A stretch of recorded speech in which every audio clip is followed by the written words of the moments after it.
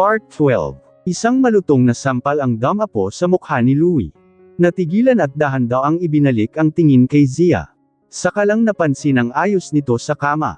Magulo ang buhok at halos hubad na sa suot na pijama, lantad ang makinis nitong balikat. Sinampal mo ko, halos pabulong na wika ni Louie. Matapos ay dinilaan ang labing nagkasugat at damyugo. Nanlilisik ang mga mata ni Zia at mabigat ang paghinga dahil sa pagpupumiglas. Ngunit hindi natinag kahit pa nakitang nasaktan si Louie at matalim ang tingin. Hanggang sa mahigpit muling hinawakan ni Louie ito sa kamay sa kamariing idiniin sa unan. Nasasaktan si Zia sa ginagawa nito sa puntong naiiyak na siya. Pero hindi siya pwedeng bumigay at sumuko sa kagustuhan nito, kailangan niyang lumaban. Pupuwersahin mo ko, gagahasan. Kung ayaw mong sumigaw ako at humingi ng tulong sa mga katulong ay pakawalan mo ko ngayon din, Louie. Ngunit hindi siya pinakawalan ni Louie at bahagya lang lumuwag ang pagkakahawak sa kamay. Noong sinabi kong magsimula tayo ulit totoo yon. Hindi ako nagsisinungaling. Ngunit umiwas lang ng tingin si Zia. Kahit ano pang sabihin mo ay hindi ko hahayaang galawin mo ko. Hindi ka magkakaanak sakin, gaya ng gusto mo. Tapos na tayo. Sinabi niya iyon ng puno ng hinanakit at galit. Kung ipagpipilitan pa rin ni Louie ang gustong mangyari ay hahayaan niya at pikit mata na lamang tatanggapin ang lahat para sa kapatid. Pero pagkatapos ay sisiguraduhin ni Zia na hinding-hindi magbubunga ang gagawin nitong kahayupan sa kanya. Hindi na siya magpapaapekto pa at pipilitin ang sariling emosyon na maging manhid na sa sakit. Dumagundong kay Louie ang binitawang salita ng asawa. Unti-unting lumuwag ang pagkakahawak niya sa kamay nito. Dahil sa oras na ipagpatuloy niya ang nais ay siguradong magtatapos na talaga silang dalawa. Ano, bakit hindi mo gawin? Hamon ni Zia. Ituloy mo. Gusto mo, di ba? Gawin mo na. Hiyaw niya habang sunod-sunod ang pagpatak ng luha sa mga mata. Tuluyan nang lumayo si Louie at pinagmasdan ang nakakaawang pag-iyak ng asawa. Mukha mang mahina sa itsura ngayon ay sobrang tapang at talim ng tinging ipinupukol nito sa kanya. Hanggang sa tumalikod ng higa si Zia, tuluyan siyang tinalikuran. Saka sumagi sa isip ang dating siya na malamig ang pakikitungo kay Zia. Pero ngayon nabaliktad na ang sitwasyon. Bago umalis sa kama ay marahan hinawakan ni Louie ang lantad nitong balikat. Naramdaman niyang nanigas sa pwesto si Zia ngunit wala siyang masamang intensyon at gusto lang ayusin ang pijama nito. Sa tanghali ay tumawag si Alice para sabihin na nailipat na sa Rodriguez Hospital si Bea at gusto siyang makita. Nasa study room si Louie ng mga sandaling iyon. Pagod at stress sa nangyayari. Sabihin mong busy ako, inis niyang wika habang napapahilot sa sentido. Pero, sir, ayaw makipag-cooperate ni Bea sa treatment at hinahanap kayo. Kahit anong sabihin ko'y ayaw namang makinig. Pati yung nanay ay inaaway ako. Sobrang gulo ngayon dito. Hindi po ba pwedeng ipadala nyo na lang siya sa ibang bansa?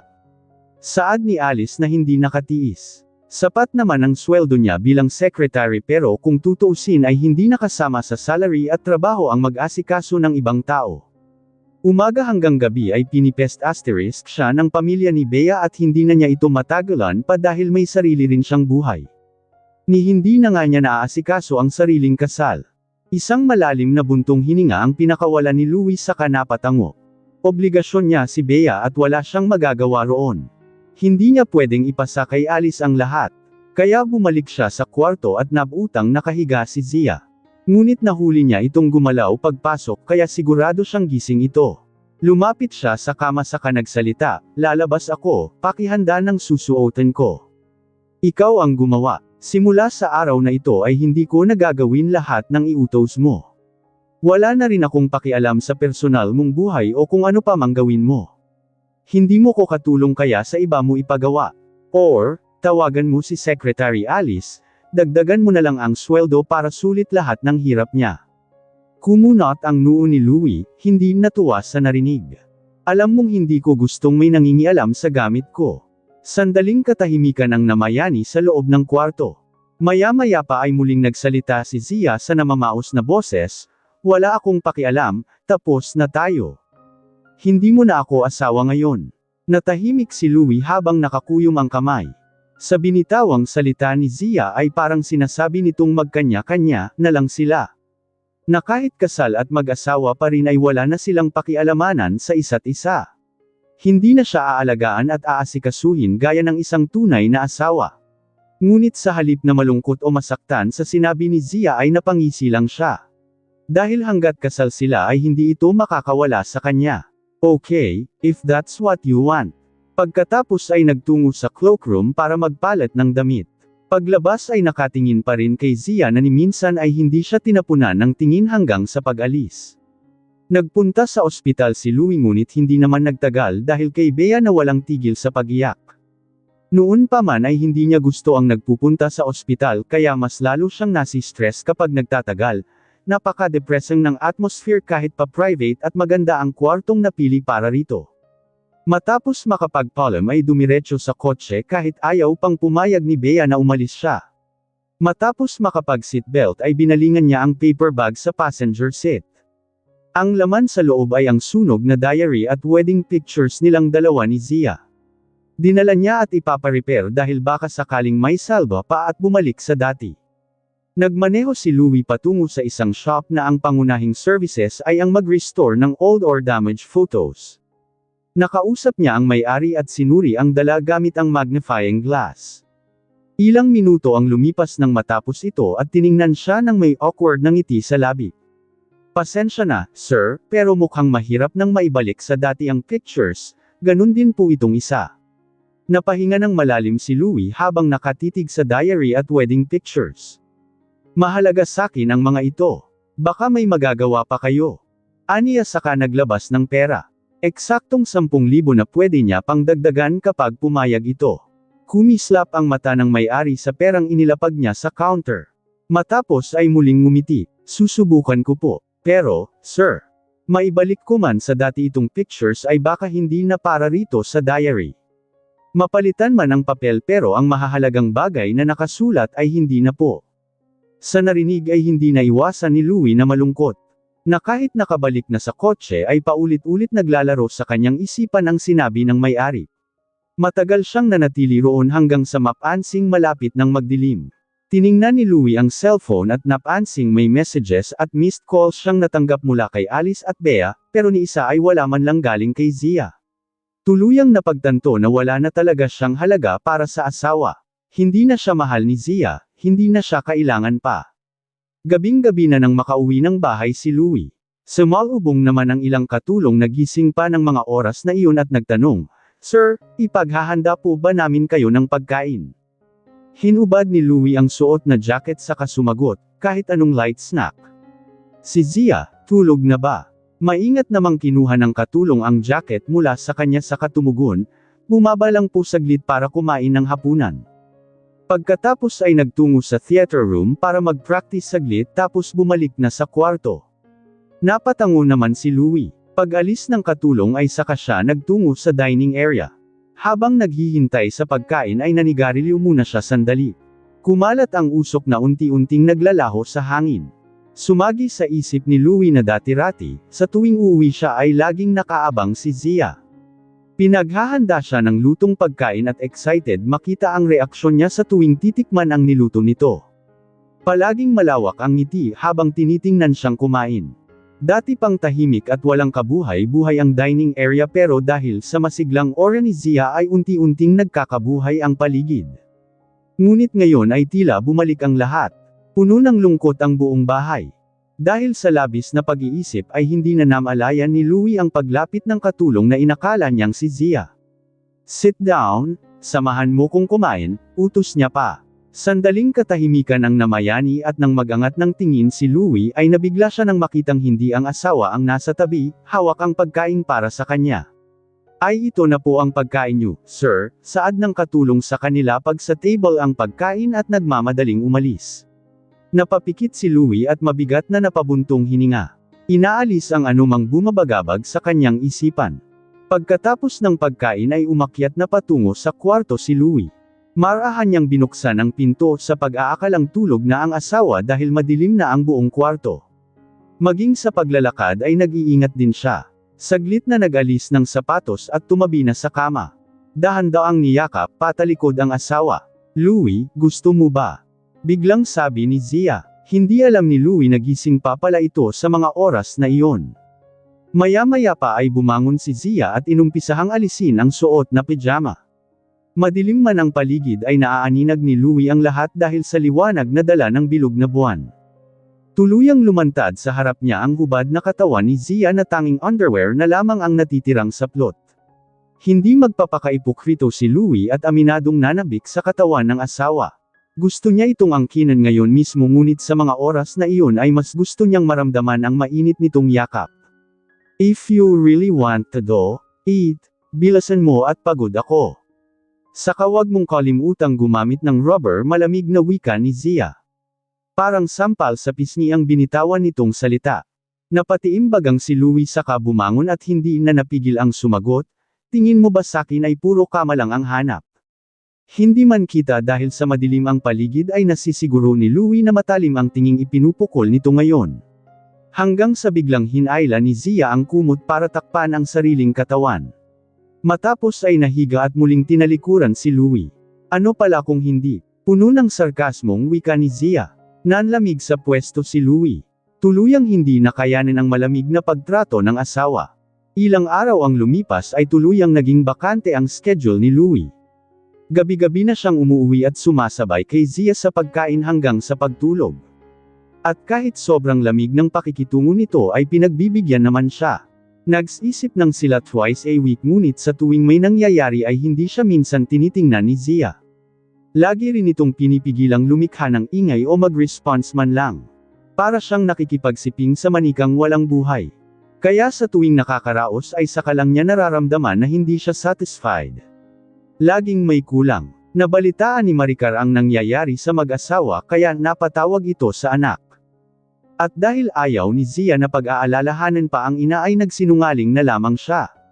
Sinabi niyang maayos ang pagsasama nila ni Louie at tinatrato siya ng mabuti. Agad namang naniwala si Maricar na masaya para sa anak. Kabaliktaran sa totoong nararamdaman ni Zia. Hanggang ang problemang kinakaharap ay tuluyang nakaapekto sa kalusugan niya. At makalipas lang ang kalahating buwan ay nangayayat siya. Nanapuna ni Louie na sa tuwing magtatangkang humawak ay magbabago ang isip, tila takot na masaktan ang asawa. Ilang araw ang lumipas ay muling nanembalik ang lakas ni Zia. Bumabalik ang gana sa lahat ng bagay lalo na sa pagkain. Marahil ay dahil na rin sa kailangan niyang harapin ang sariling studio at ang classical concert ni Samuel. Kailangan niyang maging physically at emotionally healthy. Dahil tumatanggap na siya ng iba't ibang interviews mula sa mga journalist na nais ibalita ang naturang concert. At sa tuwing kailangan niyang magpakilala sa panayam ay hindi Rodriguez ang dinadala niya kundi ang Cruz. Sa mga magazine at newspapers ay napakaganda ng ngiti si Zia. Kaya sa tuwing mag-isa si Louie sa opisina ay pinagmamasdan niya ang litrato ng asawa. Tanging sa mga article na lamang niya nakikita ang masayang mukha ni Zia. Gustuhin niya mang makipag-ayos ay talagang matigas at malamig na ang pakikitungo nito. Hanggang sa isang buwan ang lumipas at pumasok na ang unang linggo ng December. Matapos ang trabaho ay muling bumalik si Lindsay sa bansa at gaya ng dati ay nabalitaan ang nangyari sa kaibigan mula kay Austin. At dahil gustong magsaya at mag-enjoy kahit sandali lang ay niyaya niya si Zia mag-club. Pumayag naman ngunit halatang hindi gusto ang ingay ng music. Bakit dito? Ani Zia, nag-aalala para sa kaibigan. Dahil may diferensya sa kaliwang tenga si Lindsay. Napinsala ito noon matapos masaktan ng debt collector ng mga magulang. Pinakiusapan pa nga ni Zia noon ang kapatid na dalhin sa ospital ang kaibigan ngunit hindi na nasadya pa ang pandinig nito. Habang nagsasaya ay may lumapit sa kanilang lalaki at hinihingi ang number ni Zia. Siyempre, ayaw niyang ibigay pero dahil marami nang nainom si Lindsay ay inagaw nito ang cellphone niya at ibinigay ang number sa lalaki. Agad rin namang umalis ang estranghero pagkatapos hanggang sa nag-umpisa ng maglabas ng sama ng loob si Lindsay. Anito ay malapit nang ma-engaged sa iba si Austin pero ayaw namang makipaghiwalay. Pare-pareho lang silang lahat. Kapag talaga may chance, sisiguraduhin kong may mapuputol sa kanya. Ani Lindsay na maya-maya pa ay tuluyang nakatulog. At ano naman yung mapuputol? Napalingon si Zia at nabigla nang si Austin pala ang nagsalita. Agad nitong binuhat si Lindsay para iuwi. Gusto mong sumabay? Alok ni Austin na agad tinanggihan ni Zia. Pag-alis ni Austin habang buhat si Lindsay ay tinawagan niya si Louie at eksaheradong sinabing may nanghaharas kay Zia sa club.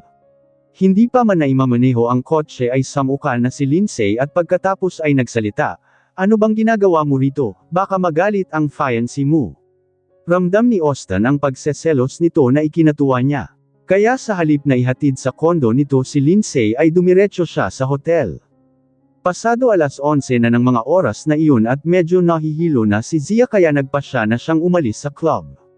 Matapos mabayaran ang naimon nilang dalawa ni Lindsay ay naglakad na siya palabas.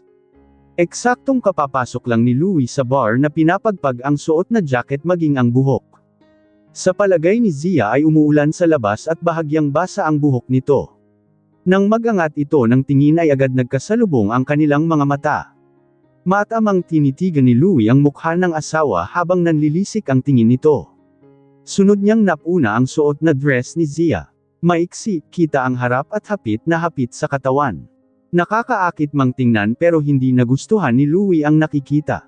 Mabilis siyang lumapit habang hinuhubad ang suot na jacket saka ibinalot sa katawan ni Zia. Maraming lalaki sa paligid na paniguradong madudumi ang isip at handang manloko ng inosenteng babae, makascore lang. "Tara na, aniya," pero umismid lang si Zia. "Ano bang ginagawa mo?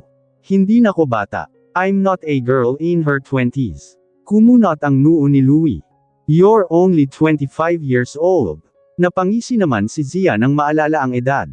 Bata pang ang tunay pero masyado ng maraming pinagdaanan, aniya sa isip. Pagkarating sa kotse ay dumiretso si Zia sa backseat at ayaw niya itong makatabi. Samantalang si Louie ay pinagbuksan pa ang asawa ng pinto sa passenger seat. "Mukha ba akong driver?" At siya binaliwala naman ito ni Zia at relax na upo sa likod ng kotse saka pinaikit ang mga mata. "Pinabalik mo ba sa bahay si Manong Lito? Then, ikaw permalit sa pwesto niya." Pabagsak na isinara ni Louie ang pinto at nagtungo sa driver seat saka nagsalita, "Ang tabas talaga ng dila mo, talaga. Pasalamatan mo naman sarili mo dahil to sayo," masiglang tugon ni Zia, tila natutuwa. Tumingin si Louie mula sa rearview mirror. Ngunit sa halip na matalim na titig ang makita ni Zia sa mata nito ay tila ibang emosyon ang nakikita niya. Walang ideya na ang ipinupukol na tingin ni Louie ay dahil sa naaakit ito sa itsura ng asawa. Ang mapulang pisngi ni Zia, ang lantad na balikat at cleavage lalo na ang makinis na hita. Nagtaas baba ang Adam's apple nito at napapalunok pa ng laway. Na kahit gaano pa kalamag ang pagtrato ni Zia sa gabing iyon ay walang epekto kay Louie na nag-iinit na ang katawan sa kabila ng malamig at umuulan na panahon. Binuhay ni Louie ang makina ng sasakyan at tahimik na nagmaneho pabalik sa bahay.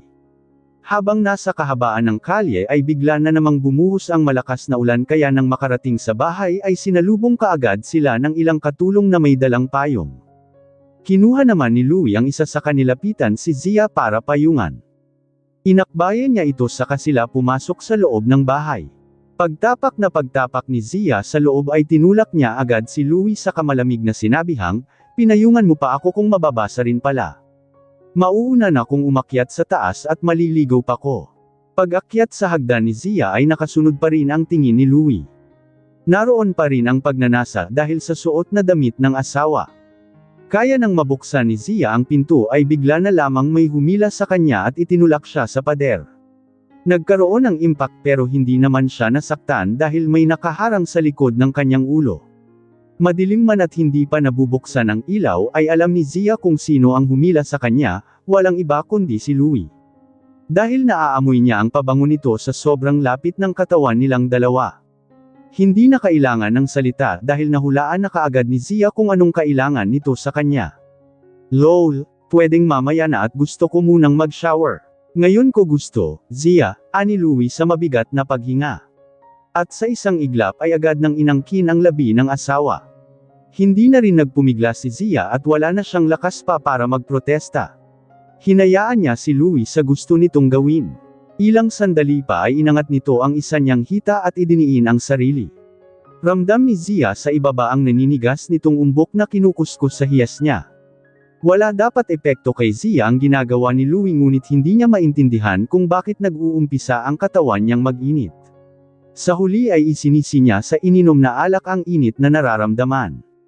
Maya-maya pa ay bahagyang napasando si Zia sa balikat ng asawa. Ang nabasang buhok dahil sa ulan ay humaplo sa leeg ni Louie dahilan para manggilabot ito. At walang ano-ano ay binuhat si Zia patungo sa kama at mabilisang hinuberin habang natatameme lang dahil bahagyang umiikot ang paningin. Sa mga sandaling iyon ay biglang tumunog ang cellphone ni Zia. At dahil ayaw ni Louie na maistorbo ay kinuha niya ang cellphone. Sumagi rin kasi sa isip ang dating message ni Patrick kung saan ay ikinukwento nito ang butuan sa langit. Pero galing ang mensahe sa isang unknown number. Hi, ako nga yung kanina sa club. Kailan ka babalik at gusto ulit kitang makita? Basa ni Louie sa message kaya tiningnan niya ang asawa na pamipikit-pikit na ang mata. Binigay mo sa ibang lalaki ang number mo. Oo, may nakilala ako kanina, gwapo. Bakit, hindi ako pwedeng mag-enjoy gaya ng ginagawa mo sa piling ni Bea? Kung hindi mo matagalan ay hiwalayan mo na lang ako. Saad ni Zia, napatiimbagang si Louie. Nagngingit-ngit siya sa galit at gusto itong saktan pero hindi niya magawa. Hindi niya kaya marahas na lamang niyang hinalikan si Zia sa labi saka ipinagsalikop ang mga kamay nilang dalawa. Napadilat si Zia matapos makabawas sa pagkabigla. Hindi siya nandidiri sa halik ni Louie kahit anong pag-iisip niya. Sa halip ay iba ang pumasok sa kanyang isip, na kung normal lang marahil si Bea, malusog ang katawan at may magandang family background ay pahihirapan pa kaya siya ng ganito ni Louie. Malamang ay hindi, baka noon pa lang ay matagal na siyang hiniwalayan.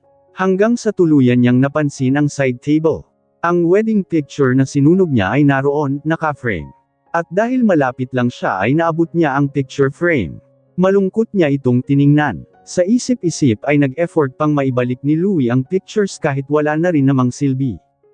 Ilang sandali pa ay hinapload niya ang gilid na bahagi ng frame at sa isang iglap ay pinukpok sa ulo ni Louie. Natigilan kaagad ito at napadaing sa sakit. Nang magangat ng ulo ay hawak na nito ang nung dumudugo. Nabigla ito at napatingin sa kanya. Marahil dahil sa alak kaya malakas ang loob niya ng mga sandaling iyon. Louie, kung bibigyan ako ng pagkakataon na may baguhin sa nakaraan. Pipiliin ko yung sana ay hindi na lang kita nakilala at minahal. Naging matagal ang titig ni Louie hanggang sa napangisi ito ng kakaiba. Marahang hinawakan ang pisngi niya saka nagsalita, sayang, dahil walang ganoon sa totoong buhay, Zia. Walang paraan para makabalik sa nakaraan. Hindi kita pakakawalan at hindi ka makakawala sakin, ani Louie sa kamuling inangkin ang labi ng asawa. Malalim na ang gabi nang magtungo si Louie sa Rodriguez Hospital dahil sa muling pagdurugo ng sugat sa ulo. Ang suot na damit ay may bahid ng dugo at nang masuri ng doktor ay hindi ito makapaniwala. Mr. Rodriguez, bakit hindi kayo agad nagpunta rito para magpagamot? Nakuha niyo pang mag-workout at binaliwala ang sugat niyo, saad ng doktor habang tinatahi ang sugat. Hindi naman nagsalita si Louie at pinasadahan lang ng tingin ng asawa na sinamahan pa siya na parang hindi ito ang may salarin kung bakit siya ngayon nandito sa ospital.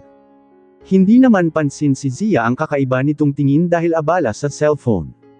Sa hinuhal ni Louie ay baka nakikipagmabutihan sa lalaking nakilala sa club. Maya-maya pa ay nagangat ng tingin si Zia at nagtaas ng kilay. Bakit? Tingin mo nakikipaglandian ako sa ibsang gaya mo? Ikaw lang naman ang nilalandi ko, ani Louie na inirapan lang ni Zia. Nang matapos ang doktor sa pagtatahi ng sugat ay pinayuhan si Louie na manatili pa ng isang gabi sa ospital para obserbahan ang sugat. Pagkaalis ng doktor ay tumayo si Zia kaya napatanong siya, hindi ka magsi-stay? Tumango si Zia, gusto ko nang matulog. Kung gusto mo nang may magbabantay sa'yo, si Bea na lang tutal at nandito rin naman siyang ospital. Hindi ko na kayo iistorbuhin pa. Napatiimbagang si Louie. I should give you an award. The most considerate wife, sarkastiko at malamig niyang tugon. Napaismid naman si Zia at tila natuwa pa. Thanks, hindi ko maiwasan maging supportive. Both of you are meant for each other. Pero bilang asawa sa papel, kailangan ko pa ring magpakita sa public, di ba? Para hindi ka naman magmukhang kawawa. Matapos ay lumapit, bahagyang dumukwang at bamulong, kaya wag na nating pagtalunan ang ganitong bagay dahil nakakapagod, walang sense. Kahit sino pa ang mali sa ating dalawa ay hindi na mahalaga. It's all in the past. Wag na tayong magsayang ng oras para sa isa't isa. Move on. Umayos nang tayo si Zia at pinakatitigan ang mukha nito. Iyong shares ng kumpanya na ibinigay mo. Ibabalik ko rin yun after makalabas ni Kuya sa kulungan. Pagkatapos ay magkanya-kanya na tayo. Ang gandang offer mula sakin, right? Para naman hindi unfair kay Bea na ginagawa lang siyang kabit. Magpakasal kayo pagkatapos nating mag-divorce. Fulfill her dreams to become your wife. Matapos iyong sabihin ay tinitigan ito sa mata ng walang kabuhay-buhay, no love or hate. Kumaibot ang isang mata ni Louie at ilang sandali pa ay nagsalita, "How about your dreams, Zia?" Her dream. Sa halip na sumagot ay tumalikod na lamang si Zia at tuluyang lumabas ng pinto kung saan ay nagkasalubong sila ni Bea. Naka-wheelchair, halata ang pamumutla at hinihingal pa dahil nagmamadali matapos malaman ang nangyari kay Louie. Sandali silang nagkatitigan ngunit hindi na nagkomento pa si Zia. Para sa kanya ay hiwalay na silang dalawa ni Louie. Because the relationship between three people, the one who's not loved is the outsider. Masakit mang tanggapin pero iyon ang totoo. Si Zia na rin ang unang umiwas at tahimik na umalis habang iniisip ang tanong kanina ni Louie. About her dreams. Dati, ang pangarap lang niya ay ang maging asawa nito at mamumuhay sila ng masaya kapiling ang kanilang magiging anak. Ngunit winasak ng realidad ang pangarap niyang iyon. Ngayon ay ang sarili na lamang niya ang iisipin. Sinundan pa, ng tingin ni Bea ang papalayong si Zia bago nagpatuloy papasok sa kwarto. Alalang-alala siya, felt that she and Louie were each other's redemption. Samantalang nasa sofa ng mga sandaling iyon si Louie. Nakapikit at nakadantay ang ulo sa sandalan. Iniisip ang mga sinabi ni Zia. Narinig niyang bumukas ang pinto at inakalang bumalik ang asawa kaya siya nagsalita, "It's me right. I'm the one of your dreams." Natigilan si Bea ng maguluhan sa pinagsasasabi nito, saka napagtanto na inakala ni Louie na siya si Zia. Maiintindihan pa sana niya kung nagkamali ito pero ang masakit sa lahat ay kung paano nito kausapin si Zia. Puno ng lamang, emosyon at pagmamahal. Hanggang sa napadilat si Louie at paglingon ay si Bea pala ang naroon. "Anong ginagawa mo rito? Bumalik ka na sa kwarto mo't magpahinga. Talaga bang mahal mo siya?" Anito, si Zia ang agad pumasok sa isip ni Louie. "Ayos lang naman, masaya ako para sa inyong dalawa. Mas mainam nga kung leon din ang nararamdaman ni Zia para sa'yo." Ani Bea na nagpipigil ng huha binaliwala lang ito ni Louie saka nagtawag ng staff para maibalik sa sariling kwarto si Bea. Nang kunin ito ay tuluyang natahimik ang buong silid. Tuluyang pumayapa ang pakiramdam ni Louie saka sumagi sa isip ang sinabi noon ni Alice. Na mas mainam na dalhin sa ibang bansa si Bea para sa treatment nito. Ngayon niya mas pinag-iisipan ang suhestyon na iyon. Hanggang sa ilang minuto ang lumipas nang dumating ang secretary. May importanteng envelope na hinatid sa utos na ni Louie na kumuha pa ng private investigator para imbestigahan ang nangyaring insidente noon sa hotel. Ibinigay ni Alice ang naturang envelope at ang laptop habang nakatitig sa ulo nito. "Si Ma'am, Zia po ba ang may gawa niyan, sir?" Hindi niya napigil ang magtanong. Sino pa ba ay may lakas ng loob gawin to aside sa kanya? May sarkastikong tugon ni Louie. "Sige na, umuwi ka na." Tahimik namang umalis si Alice na halatang nenas. Pagkaalis ng secretary ay binuksan ni Louie ang envelope na nakasealed pa, patunay na walang nagtangkang alamin kung ano ang laman. Kahit obvious naman dahil nakakapa niya ang flash drive sa loob.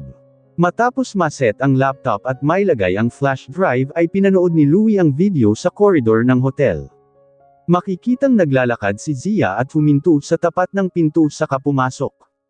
Kahit medyo may kalabuan ang video ay makikita naman ang numero sa tapat ng pinto. Room 1202. Kung ganoon ay nagsasabi nga ng totoo si Zia. Ngunit sa paanong paraan ito napunta sa suite niya na room 1203. Halatang may hindi tama sa nangyayari. Sigurado si Louie na may nagmanipula ng lahat. Matapos mapanood ang video ay sinara na niya ang file at sunod na binuksan ang isa pang folder file.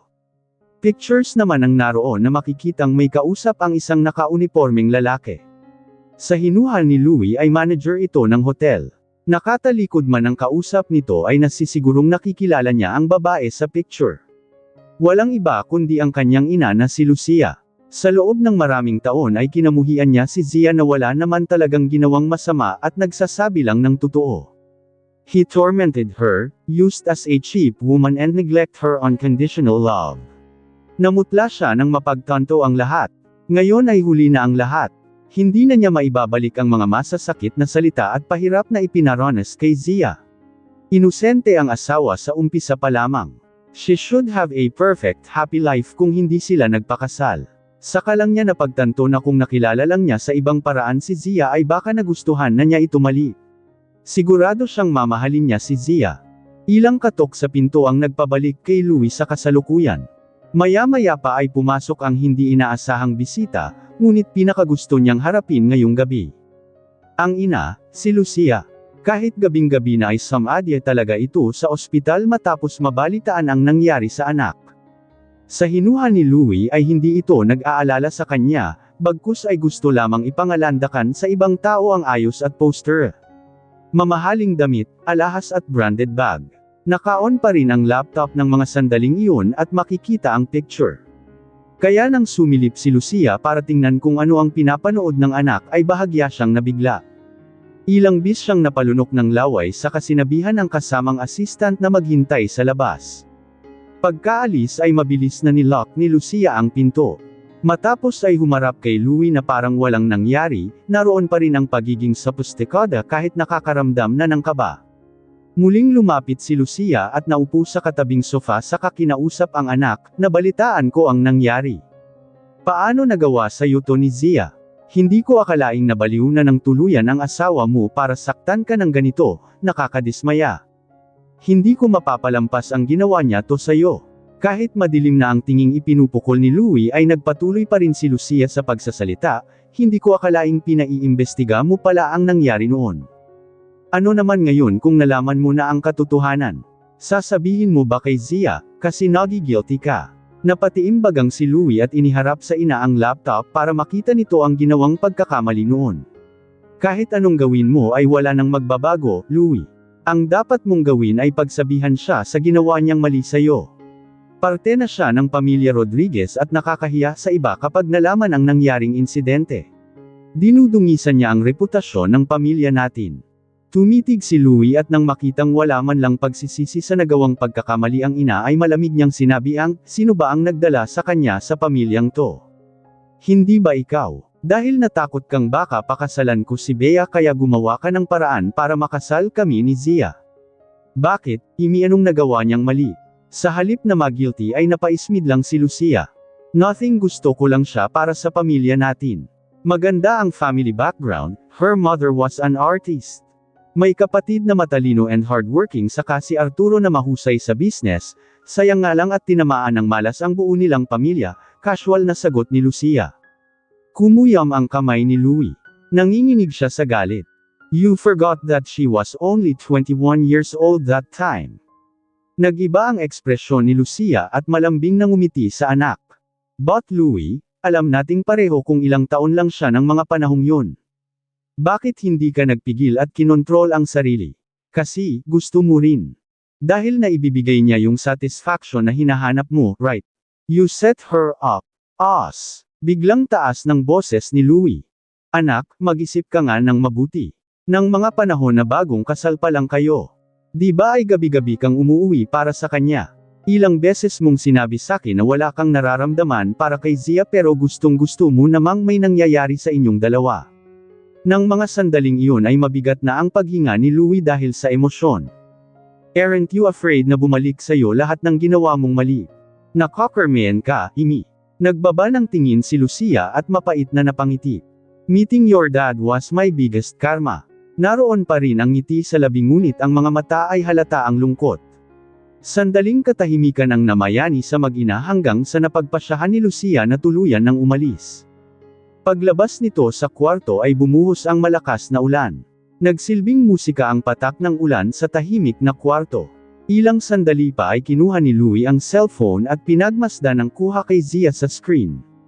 Habang natutulog sa kama at umuulit sa isip ang sinabi ng ina na gabi-gabi siyang umuuwi para sa asawa. Na gustong-gusto niyang may nangyayari sa kanilang dalawa dahil nagagampanan ni Zia ang satisfaction niya pagdating sa kama. Saka lang niya napagtanto na tama ito.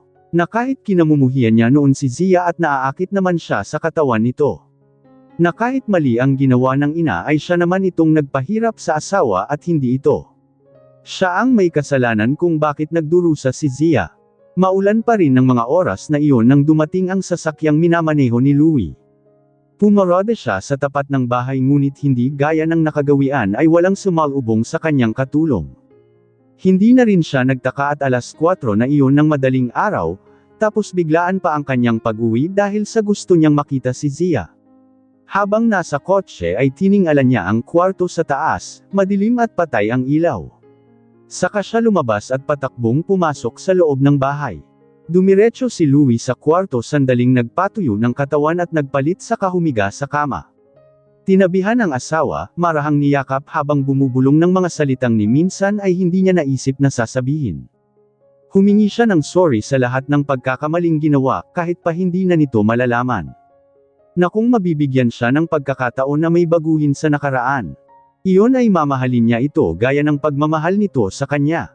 Ngunit alam niyang hindi na mababago pa ang nakaraan at ang tanging magagawa na lamang niya ay pagbayaran lahat ng masasamang ginawa kay Zia. Nanginginig siya sa takot habang iniisip na darating ang araw na mawawala ito sa buhay niya dahil sa kasamaang nagawa. At hindi niya iyon matatanggap. Hinding-hindi niya hahayaang mawala sa kanya si Zia. Ang hindi alam ni Louie ay kanina pa nagising ang asawa simula nang pumasok sa kwarto. Nakikiramdam lang ngunit nang magsimulang manginig si Louie ay sakalang tuluyang humarap si Zia. Nagtagpo ang tingin nilang dalawa at kahit madilim ay kitang-kita ni Zia ang takot sa mga mata nito. Muling nagsalita si Louie. Humihingi ng sorry sa nagawa noon saka tuluyang inamin na alam na nito ang totoo sa nangyaring insidente sa motel. Zia, let's start over and let me make it up to you, pagsusumamo ni Louie saka ito niyakap ng mahigpit. Napapikit naman si Zia dahil nagiging emosyonal siya, hindi dahil sa sinabi nito kundi dahil tuluyan nang nalantad ang katotohanan na ilang taon niya ring ipinaglaban. Ngunit Louie ayoko na talaga. Sobrang laki na ng lamot sa relasyon nating dalawa para muli mong hilingin na mag-umpisa tayo. Nagsasabi ka man ng totoo o gusto lang kunin muli ang loob ko pero ito lang talaga ang maisasagot ko sa'yo. Tama na, tumigil ka na. It's too late for that dahil hindi na kita mahal. 3 oras lang ang naging tulog ni Louie, paggising ay agad niyang niyakap si Zia at isinubsob ang mukha sa balikat nito. Ramdam ang init na nagmumula sa katawan ng asawa. Maya-maya pa ay nagpa siya ng bumangon sa kama si Louie at kailangan niyang magpunta sa kumpanya para sa isang mahalagang meeting. Mabilisan siyang naligo at nagbihis. Maging ang sugat ay tiningnan niya rin sa salamin para siguruhing gumagaling na. Matapos ay bumalik siya sa kama habang inaayos ang necktie nang magtagpo ang tingin nilang dalawa ni Zia. Kagigising lang nito at nakasandal sa headboard ng kama. Nang mga sandaling iyon ay nagbalik sa alaala ni Zia ang naganap kagabi. Louie, iyong pinag-usapan, help me tie this. Putol ni Louie sa sasabihin nito. Hindi na nais buhayin pa ang mga napag-usapan kagabi.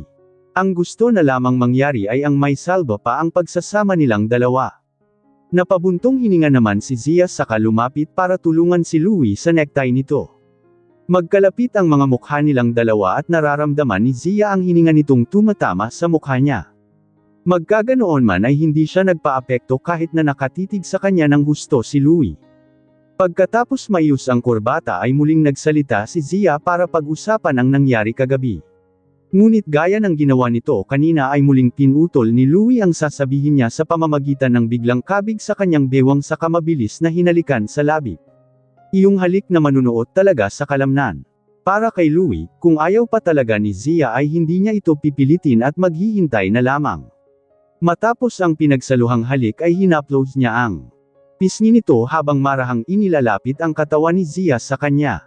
Isinubsob ni Louie ang mukha sa balikat nito habang mabigat ang paghinga at sa namamaos na boses ay nagsalita, Zia gusto mo ba? Kasi ako, oo. Hindi na kailangan pang ipaliwanag kung ano ang ibig sabihin ni Louie. Sigurado siyang alam na agad iyon ni Zia. May trabaho ka, baka malate ka pa. Matama namang tumingin si Louie. Sa totoo lang ay hindi naman talaga niya gusto ng mga sandaling iyon na magsip ng sila. Nais lang alamin ni Louie kung wala na ba talagang nararamdaman si Zia para sa kanya. At sa huli ay nadismaya lang siya.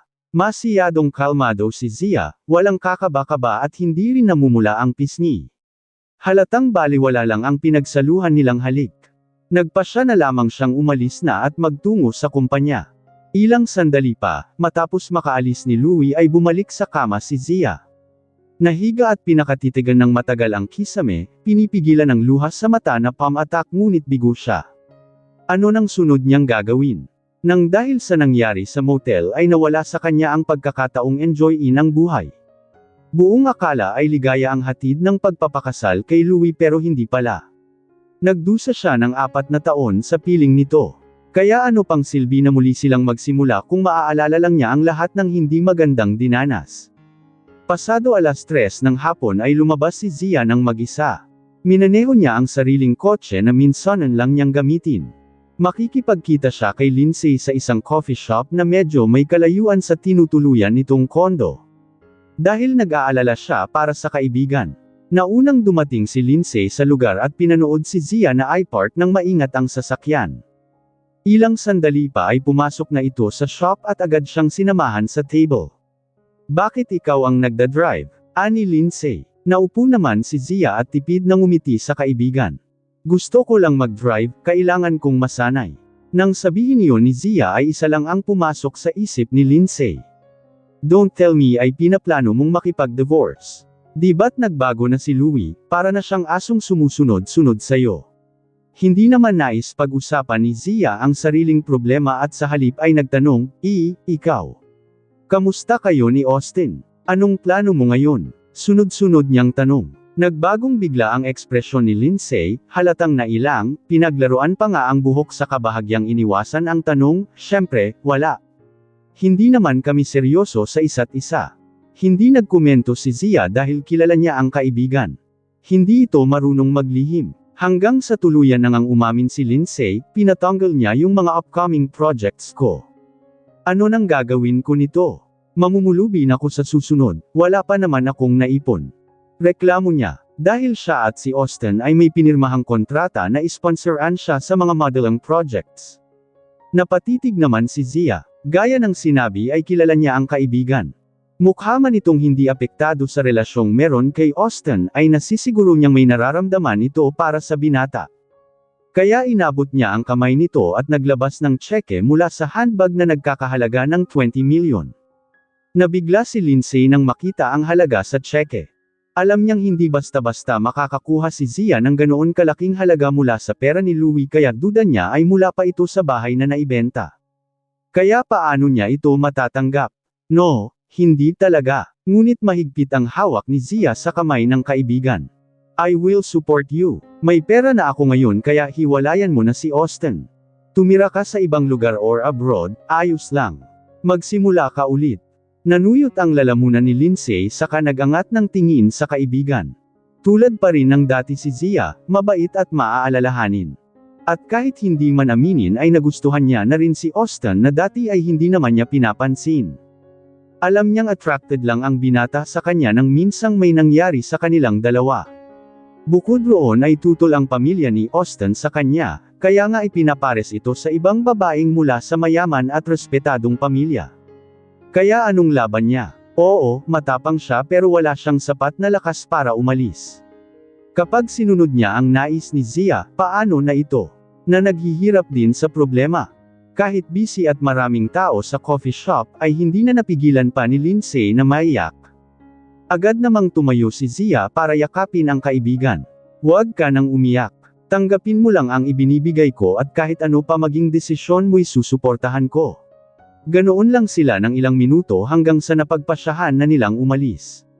Sakay ng sports car ay nauna si Lindsay na umalis dala ang ibinigay ni Zia na tseke. Habang nagmamaneho ay tinawagan niya si Austin, break na tayo. I'll give you 10 million as a termination fee. Samantalang sa kabilang linya ay natigilan si Austin. Are you breaking up with me? Fine then. Wag na tayong magkita kahit na kailan. Sayo na ang pera mo at pakikuha ng mga tauhan mo rito. Saka binaba ang tawag. Matapos ay napaisip kung saan naman nakakuha ng pera si Lindsay kung ang problem lang nito kanina ay makikipagkita sa kaibigan. Maaari kayang may kinalaman si Zia. Ipinilig niya ang ulo at hindi na masyado pang nag-isip. Hindi niya kailangan ng pera ni Lindsay dahil meron siya ng halagang sinasabi nito. Nagmaneho pabalik ng subdivision si Zia. Pagkarating sa bahay ay pinagbuksan siya ng katulong na tuwang-tuwa. "Ma'am, may nag-deliver po rito ng pagkarami-raming mamahaling gamit." Masiglang wika ng katulong. "Ganoon ba? Baka mga binili lang ni Louie," ani Zia. Saka nagpatuloy papasok sa bahay at dumiretso paakyat sa kwarto. Pagbukas ng pinto ay tumambad sa kanya ang iba't ibang mamahaling gamit. Bag, heels at damit. Napansin pa nga niya ang isang nakadisplay na damit na nitong nakaraang araw lang niyang nakita sa isang modeling show sa Paris. Kung susumiin ay nakakalula ang presyo ng mga gamit sa kanyang harapan. Kaya hindi na napansin ang paglapit ni Louie na mabilis siyang akap mula sa likod. "Do you like it?" Hindi naman nagsalita si Zia at kinuha ang shoebox malapit sa kanya saka binuksan. Isang satin rhinestone high heels ang laman. Ang ganda, nagustuhan ni Zia. Walang duda na may taste rin si Louie sa fashion. Sinong babae ang hindi magugustuhan ng ganitong bagay? Ito ba ang sinasabi mong pambawi sa mga nagawa mong kasalanan sakin? Hindi man intensyon pero nagtunog sarkasmo ang binitawang salita ni Zia. Binuhat naman ni Louie ang asawa saka dinala sa armrest ng sofa. Matapos ay mas lalong inilapit ang katawan lalo na ang nasa ibaba. Agad naramdaman ni Zia ang umbok nito. Ngunit sa halip na magpaapekto ay naging kalmado lamang siya hanggang sa yumuko si Louie at hinalikan siya sa labi. "Zia, may mga masasaya naman tayong alaala, di ba?" "You mean, kama?" Diretsahang tanong ni Zia. Lakas loob na inilapit ang katawan kay Louie na bahagya pang in-adjust ang collar sa suot na damit para sa tingin nitong malagkit. Ilang sandali pa ay inangkin ni Louie ang labi niya, malalim at mapaghanap na halik. Habang tumatagal ay mas lalong nananabik si Louie ngunit hindi para kay Zia na bahagya itong itinulak. "Tama na." Hihirit pa sana si Louie nang may kumatok sa pinto. "Sir, nasa labas po si Miss Bea. Gusto kayong makausap," pahayag ng katulong. Kumunot ang noo ni Louie. Iniutos na niyang hindi na pwedeng bumalik dito si Bea ngunit bakit nakapasok pa rin. "Let her wait in the living area," ani Louie matapos mapabuntong hininga. Pagkatapos ay napatingin kay Zia na abala na sa hawak na heels. Ang ekspresyon ay bahagyang mapaglaro, parang nanunuya. Siyempre, ay hindi iyon nagustuhan ni Louie. Bahagya siyang yumuko para magpantay ang tingin nilang dalawa sa kabamulong, "I'll punish you," mababala niyang wika. Nagtaas ng tingin si Zia saka napaismid. "I-divorce na lang kita kaysa maparusahan, ay. Hindi pa ba parusa yung dinanas ko sa'yo?" Panunuyang saad ni Zia. Sa halip na magalit ay bamulong lang si Louie, "Aling parusa ba? Yung ginagawa natin sa kama." Matapos ay makahulugan niyang tiningnan si Zia. Nais man ni Louie na magsimula silang muli ay sasabayan niya muna ang pagre-rebelde ni Zia. Para sa saan ba at muli niyang makukuha ang loob nito? Wala nang balak si Zia na patulan ang sinabi nito kaya marahan na lamang niya itong tinulak. "May naghihintay sa'yo sa baba. Puntahan mo na si Bea," ani ang walang kemo emosyon. Hindi nagustuhan ni Louie ang narinig. Halatang wala na talagang pakialam sa kanya si Zia. Kahit pa nasa ibaba lang si Bea ay wala itong reaksyon. Dahil sa kanya ay tuluyang nawala ang saya, kahit man lang ang galit o lungkot ni Zia para sa lahat. Hindi maganda ang kondisyon ni Bea. Ngunit pinilit niya pa rin ang medical staff na dalhin siya sa bahay ni Louie nang hindi nalalaman ng kanyang ina. Naghintay siya sa living area gaya ng utos ni Louie. Ngunit hindi niya maiwasang maulinigan ang ingay sa itaas na bahagi ng bahay. Nilalamon ng samot-saring ideya ang utak niya lalo pa at parehong nasa itaas sina Zia at Louie. Kaya ang mapotla niyang mukha ay mas lalo pang pamotla. Hanggang sa tuluyang dumating si Louie at kaagad napuna ni Bea ang color sa damit nito na may bahid ng lipstick. Para siyang maiiyak sa nakikita. Hanggang sa hindi na nga napigilan ang sariling magsalita na halos magmakaawa, "Louie, nakikiusap ako sa'yo, ayokong umalis ng bansa. Gusto kong manatili lang dito. Kung na-offend ko man si Zia ay hihingi ako ng sorry at magpapaliwanag na ni minsan ay hindi ko inisip na palitan siya sa pwesto bilang asawa mo." Sinenyasan naman ni Louie ang kasama nitong medical staff na lumabas. Nang sila na lamang dalawa ni Bea ang naroon ay kinausap niya ito, "It's my idea, walang kinalaman si Zia rito." Ngunit hindi naniniwala si Bea. "Magpapaliwanag naman ako sa kanya. Ayoko ng ganito, Louie. Nang dahil lang sa malasakit ko sa'yo noong nagising ka sa pagkakakoma ay ganito ang dadanasin ko. Hindi ko gustong malayo sa'yo. Alam ni Bea na kailangan siya ni Louie. Hindi pa nga lang nito na-realize. Noong mga panahong sinasamahan siya nito sa ospital, na kahit pagod at nakakatulog na sa sofa ay kinukumutan niya si Louie para lang hindi lamigin. Matapos ay tinatitigan ito ng matagal at nakikita niya sa mukha nito na ang relasyon ng mag-asawa ay hindi na maganda. Siya ang nakakakita ng paghihirap ni Louie habang si Zia ay nagpapakasaya sa mamahaling materyal. Wala itong ibang ginawa kundi magpakasasa sa pera ni Louie. Hindi ito mahal ni Zia na tanging siya lang ang makakapagbigay. Ngunit buo na ang desisyon ni Louie. Bea, gusto ko lang tumano ng utang na loob dahil sa kabutihang nagawa mo noon. Huwag mong bigyan ng ibang kahulugan ang ginagawa ko para sa'yo, paliwanag ni Louie sa kamuling nagsalita, na-arrange ko na lahat. Kapag bumuti na ang lagay mo'y aalis ka for treatment. Mas mainam kong sa susunod na buwan. Nanlalabo ang paningin ni Bea dahil sa luha. Nang mga sandaling iyon ay tuluyan siyang nagising sa katotohanan. Lahat ng mga pantasya niya ay tuluyang natudukan ni Louie. Na kahit nagpanggap na siya ang dahilan kung bakit muling nagising ito noon sa pagkakakoma ay wala pa rin palang halaga. Matapos siyang kausapin ni Louie ay umalis na ito at handa nang balikan si Zia sa itaas. Pero may gusto pa siyang sabihin kaya tinawag niya ito ng may ngiti sa labi, Louie bago ako umalis.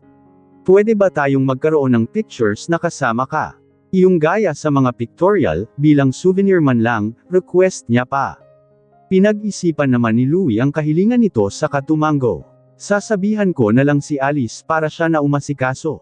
Saka tuluyang umalis. Naiwan si Bea na umiiyak. Matapos na makaalis ni Bea ay bumalik sa kwarto si Louie para sabihan si Zia na sabay na silang kumain para sa dinner. Dahil matagal-tagal na rin silang hindi kumakain ng sabay. Pagbukas ng pinto ay napansin niya kaagad na wala na sa pwesto ang mga binili niyang regalo para rito at nakatambak sa tabi ng banyo, sa pinakasulok. Sa palagay ni Louie ay sinadya ito ng asawa niya. Kung paano niya pakitunguhan noon si Zia ay ganito rin ang ginagawa nito ngayon sa kanya. Lantaran itong gumaganti. Maya-maya pa ay napansin niyang may kaunting ingay sa cloakroom kaya nagpunta siya roon upang tingnan kung anong ginagawa ni Zia. At doon ay nakita niyang nag-i-impake ng gamit ang asawa. Mga damit, accessories maging ang mga personal hygiene nito ay inilalagay sa luggage. Parang nag-aalsa balutan. Kaya marahas niyang hinawakan ang braso nito sa kahinayla. Naglapat ang katawan nilang dalawa pero hindi na mahalaga kay Louie yun na madilim na ang ekspresyon. San ka pupunta? Kahit nasasaktan sa mahigpit na pagkakahawak ay hindi naman nagpumigla si Zia. Tiningnan niya lang ito sa mukha, diretso sa mga mata na may bahid ng takot na mas ikinatuwa niya. Kaya inangat ni Zia ang isang kamay at hinawakan ang pisngi saka ang kilay nitong kumukunot na. Tapos na kayong mag-usap? Ani ang hindi sinagot ang tanong. Kaya mas lalong nairita si Louie saka hinawakan ang kamay nitong humahaplos. I'll send her abroad for treatment, paliwanag ni Louie. Bahagyang nabigla si Zia pero ngumiti rin naman kalaunan. Good for her, kasi may sweet siyang boyfriend. Huwag mong bigyan ng ibang kahulugan ang pagtulong ko. Ang mapagbirong tingin ni Zia ay bigla na lamang nanlamig. Talaga ba, Louie? So, tinutulungan mo lang talaga siya sa sakit niya, habang binabantayan mo siya sa tabi ng hospital bed, nagyayakapan kayo at kung ano-ano pa. Ang tigas din naman ng apog mong sabihin na walang meaning ang pagtulong mo. Matapos ay hinamples ni Zia sa dibdib nito ang isang litrato. Bago mahulog ay nasalunan ni Louie at tiningnan. Napakunot noo siya sa nakikita. Sa litrato ay natutulog siya sa sofa habang may kumot na nakabalot. Katabi si Bea na nakasandal pa sa balikat niya at malawak ang ngiti sa labi. Ang sino mang makakakita sa litrato ay mag-iisip talagang may relasyon ang dalawa. Sa mga mata pa lamang Bea ay kitang-kita na ang emosyong nararamdaman, puno ng pagmamahal. Ngunit sigurado si Louie na purong pagmamalasakit lang ang ipinapakita niya kay Bea kaya hindi niya maintindihan kung sa paanong paraan humantong na na-misinterpret nito ang kabutihan niya. San mo nakuha to? Ani Louie. Hindi naman nagsalita si Zia kaya nagduda na si Louie na ito mismo ang naghired ng tao. Sinasadya nito ang lahat para may magamit laban sa kanya, lalo na para ma-divorce sila. Kaya walang ano-ano ay pinunit ni Louie ang litrato. Kahit na anong gawin mo ay hinding-hindi tayo maghihiwalay. Kahit ikamite ko pa. Matapos ay umalis si Louie. Ngunit may pahabol pa si Zia, ayos lang, maghiwalay man tayo o hindi ay wala pa ring pinagkaiba. Hindi na maganda ang pagsasama natin kaya ano pang silbi ng pinagmamalaki mong kasal? Wala, Louie. Isang malaking wala. Sa narinig ay natigilan si Louie habang mariing hawak ang doorknob. Mas gugustuhin ko pa ring kasal ako sa'yo kaysa tuluyan kang mawala sakin, mahina at halos pabulong niyang saad. Dahil ang kasal na lamang ang pinanghahawakan niyang paraan para manatili si Zia sa kanya. Sa gabing iyon ay hindi sila magkasabay na kumain ng hapunan, maging sa kama ay nasa magkabilang bahagi at magkatalikuran. Hanggang sa kinaumagahan ay nagising si Louie. Paglingon niya sa pwesto ni Zia ay wala na ito. Saglit siyang napatitig sa kisame bago nagpa siyang bumangon na saka nagsipilyot Hill Amos. Pagbaba ay tinanong niya ang katulong na naglilinis sa living area. Si Ma'am Zia, po. Maagang umalis kanina, sir, tugon nito. Nagtuloy-tuloy naman sa labas si Louie at natano na naroon pa sa garahe ang driver na naglilinis ng kotse. Bumalik siya para muling magtanong, mag-isa siyang nag-drive. Opo, sir, may dalang luggage. Malutong na mura sa isip ang pinakawalan ni Louie matapos ay umakyat pabalik sa kwarto at gusto na lang matulog ulit. Kinuha niya ang una ni Zia at niyakap. Naaamoy niya ang naiwan nitong bango na gustong-gusto niya. Sa tuwing may nangyayari nga sa kanila ay habit niyang ibaon ang mukha sa leeg nito. Habang nasa ganoong pag-iisip ay biglang nag-react ang sandata niya sa ibaba. Tuluyan siyang hindi nakapagpigil at nagtungo sa banyo. Ilang minuto pa ang lumipas ay lumabas siyang basa at katatapos lang maligo. Nagbihis naman agad siya kahit laman pa rin ng isip si Zia. Kung nandito lang ang asawa ay hindi niya kailangang magsarili. Isa pa sa ikinaiirita niya ay hindi ito nagpaalam o tumawag man lang. Lumapag. Na dati-rati ay sa kanya lang ngumingiti ng ganoon. Pero ngayon ay matagal nang hindi nasisilayan ni Louie ang tuwa sa mukha ng asawa. Sumaya lang ito nang makita si Patrick na hindi niya matanggap kaya tinawagan niya ito. Pero hindi sumasagot si Zia at dumidiretso ang tawag sa intercept message. Sorry, the number you dialed cannot be reached. Sorry paulit-ulit siyang tumatawag ngunit ganoon pa rin ang naririnig niya. Saka siya napaisip na ganito rin ba ang nariring ni Zia sa tuwing tatawagan siya at hindi niya sinasagot.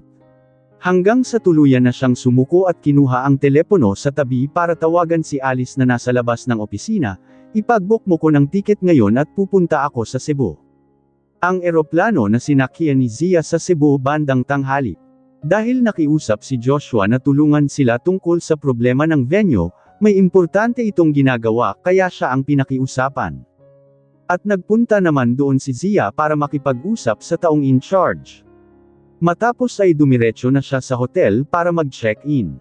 Nilapag niya ang luggage saka tinawagan si Joshua para sabihin ang naging takbo ng pakikipag-usap niya, "Don't worry, nakipag-usap na ako at mukhang wala namang problema." Mula sa kabilang linya ay natuwa si Joshua. "Salamat talaga, Zia. Ang laking tulong ng ginawa mo. Wala naman akong masiyadong ginawa," saad ni Zia. Saglit pang nag-usap ang dalawa bago tapusin ang tawag. Saka lang niya na-realize na hindi pa pala siya kumakain at hapon na. Pagtingin niya sa floor-to-ceiling window ay malapit nang lumubog ang araw. Kaya kinuha na niya ang wallet at lumabas ng kwarto. Sa restaurant ng hotel ay hindi niya inaasahang makikita ang kaibigan. Si Patrick na naroon din dahil sa medical summit kasama ng ilang kapwa nasa larangan ng medisina. Habang nakikipag-usap sa katrabaho ay nabigla siya nang makita sa hindi kalayuan si Zia. Matapos ay sandaling nagpaalam sa mga kasamahan para lapitan ito. "Hindi ko akalaing makikita-kita rito, Zia," ani Patrick. "Ako rin," tugon ni Zia na may ngiti sa labi. At muli walang kahit ideya na may palihim na kumukuha sa kanila ng litrato sabay padala kay Louie. Na ng mga oras na iyon ay nasa opisina at pinagmamasdan ang mukha ni Zia na nakangiti. Sobrang ganda nito sa kuha. Dumating si Louie sa Cebu bandang dumating alas 9 ng gabi at nagpahatid sa hotel kung saan nag-check-in ang asawa. Paglabas niya ng taxi ay napansin niya kaagad si Zia at Patrick na naglalakad sa hindi kalayuan. Sa halip na dumiretso sa loob ng hotel ay nilapitan niya ang dalawa. Hindi niya matagalang tingnan ang ngiti sa labi ni Zia habang nililipad-lipad ng hangin ang mahaba nitong buhok.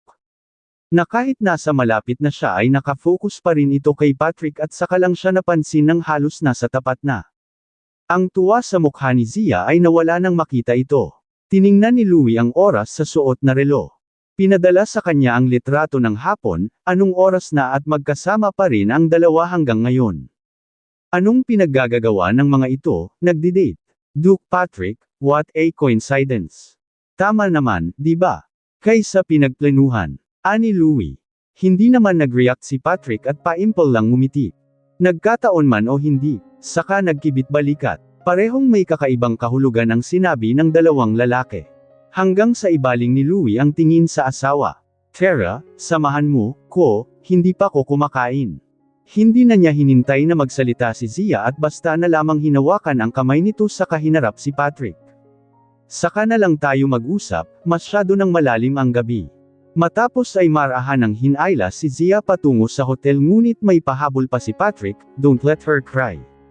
Tiningnan naman ni Louie ang magandang mukha ng asawa saka ito inakbayan. Hindi talaga siya komportable kapag nasa paligid si Patrick, lalo na kapag nagsasalita ito. Parang laging may patama sa kanya.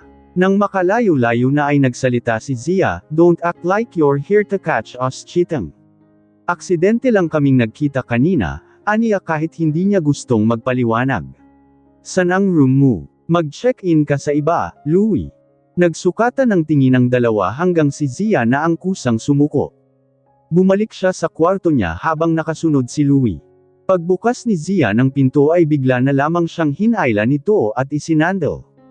Hindi naman siya pumalag at sayang lang sa oras. Nagugutom ka, di ba? Gusto mong i-order kita ng pagkain?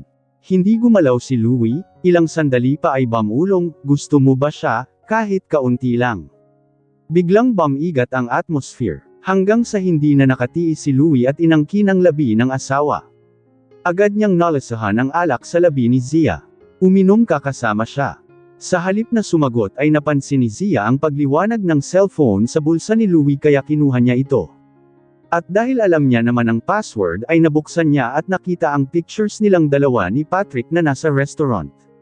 Pinapasundan mo pa rin ako. Matapos ay itinulak si Louie sa katinapik ang pisngi nito, tila nagpapahiwatig ng babala. Hindi naman nag-react si Louie na pinagsalikop lang ang kamay nilang dalawa bahagyang diniin ang sariling katawan dito saka muling inangkin ang labi ng asawa. Nang makontento ay muling bamulong, don't like him. Doon na tuluyang pumalag si Zia. Ano bang pinagsasasabi mo? Tandang padamdam panipik. Pero hindi hinayaan ni Louie na makawala ang asawa. Muli niyang hinalikan si Zia sa labi sa kamarahas na inalis ang suot na underwear sabay buhat. Inangkin niya si Zia sa ganoong posisyon.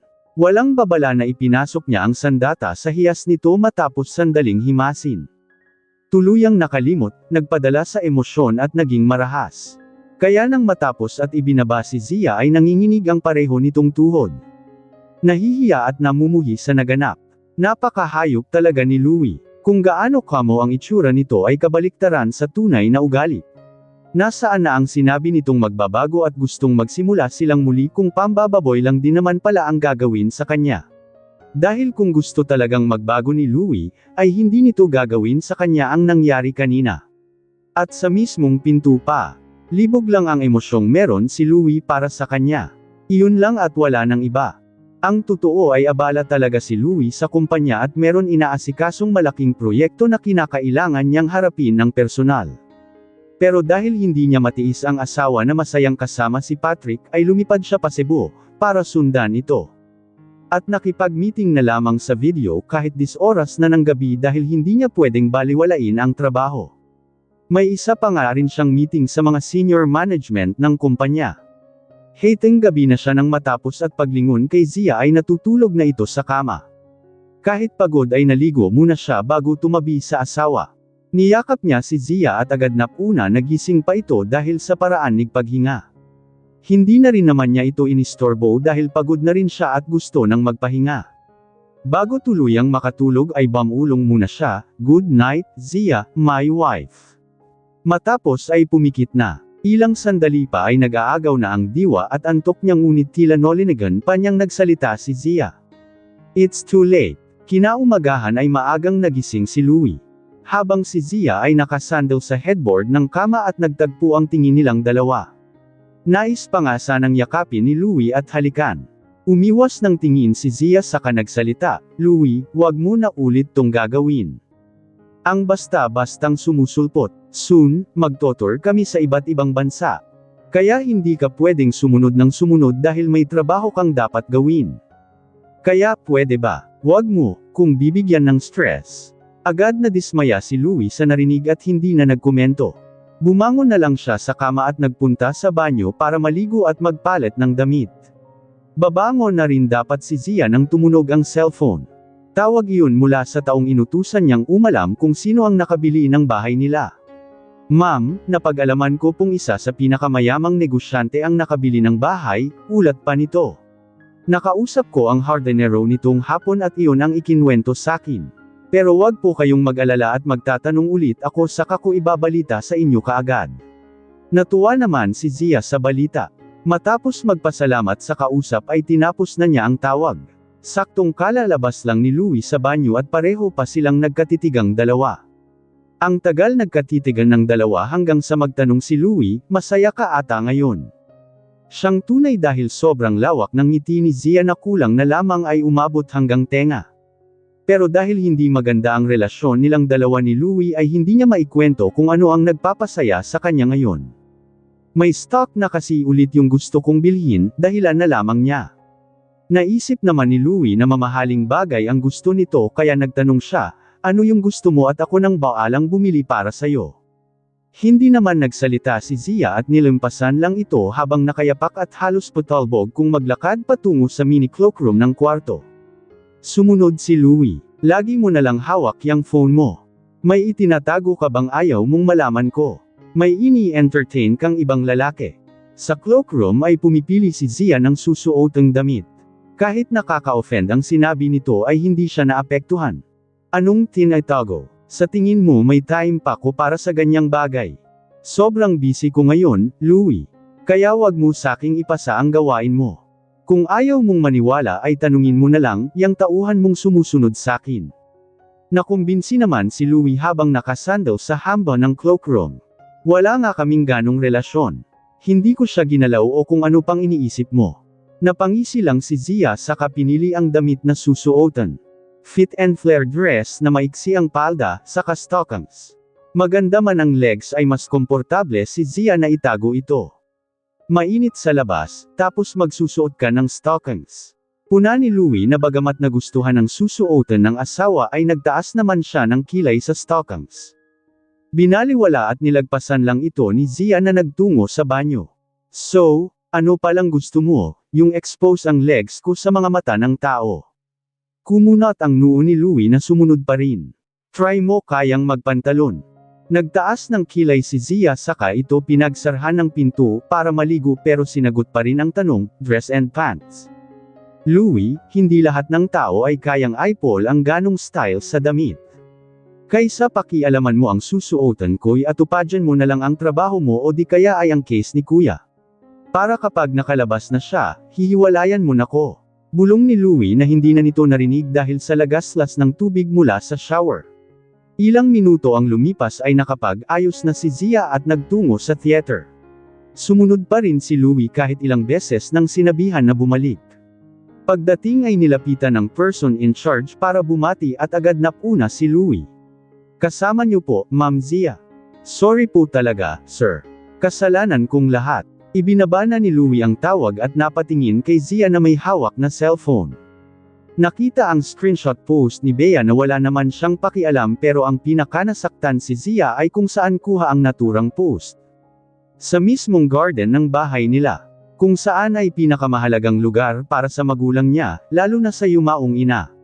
Pinapahanap pa niya kung sino ang nakabili ng bahay. Iyon pala ay si Louie ang bagong nagmamay-ari. Ngayon ay pinangangalandakan nito si Bea, suot ang puting damit na animo ay wedding dress at ang kapal ng mukhang tumapak sa pamamahay ng pamilya niya. Parang dinudurog ang puso ni Zia. Isang malaking kahihiyan ito sa pamilya niya, na mismong si Louie ang nagdala. Ang asawa niyang ilang beses sinasabing gusto nitong magsimula silang muli. Mula sa pagkadismaya ay napalitan ng puot ang tinging ipinupukol kay Louie. Sa wakas, hindi lang buhay niya maging ang mahalagang alaala ng magulang ay winasak nito. Ngayong ay paniguradong pag-uusapan ng lahat ang tungkol sa pamilya niya nang dahil sa post. Ano na lamang ang masasabi ng yumaong ina sa langit? Naniyurakan ng pamilya ng dating driver at katulong nila ang paborito nitong garden. Tapos ang anak pa ng mga ito ay nakiapad sa manugang. Tandang padamdam. Mapait na napangiti si Zia sa stage. Sa paglapit ni Louie ay sinabi niya tama nga yung nasa post ni Bea. Kahit na kailan ay walang magmamahal sa isang kabit. Sa relasyon nating tatlo, ako yun, di ba? Ako yung kabit. Dati, iniisip ko na kahit ano pang laki ng pinag-aawayan natin ay sigurado akong lilipas lang. Na kahit dumating ang araw na maghiwalay tayo ay kaya pa rin nating harapin ang isa't isa at makausap. Pero ngayon, hinayaan mo ang babae mo na pumasok sa bahay namin at ipamukha sa akin na kung ano lang ako sa buhay mo. Tandang padamdam. Ako na lang sana, Louie, pero idinamay mo pa talaga ang pamilya ko. Ang kapal ng mukha mo. Zia, isang malutong na sampal ang pinadapo ni Zia sa mukha nito. You made me sick. Nakakadiri ang kababuyan nyo ng babae mo. Hindi nakagalaw sa kinatatayuan si Louie. Kahit gusto niyang hawakan ang kamay ni Zia dahil kung nasaktan siya sa sampal, ay siguradong masakit din ang kamay nito.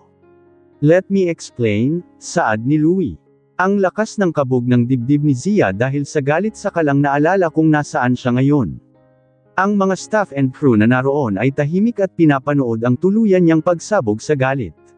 Maya-maya pa ang lumapit ang person in charge at maingat na tinanong kung gusto pa ba niyang ipagpatuloy ang rehearsal.